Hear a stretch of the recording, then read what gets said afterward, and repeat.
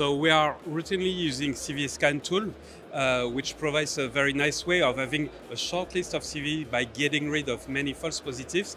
Why? Because then there is some expert work to do. For each common vulnerability, we need to assess whether it's exploitable or not on the product. So we need to think about this. And if it's exploitable, then we need to come up with an answer for this one. The answer may be of three kinds. Maybe the vulnerability is really not impacting on the product, which is not the standard case, in which case maybe it can live with this, but you need to track down why you didn't do anything about it, because it has no impact on the security of the product. Most often we do have a vulnerability, we do have an exploit. Unfortunately, we do have a patch, and now comes the time where we need to patch this vulnerability.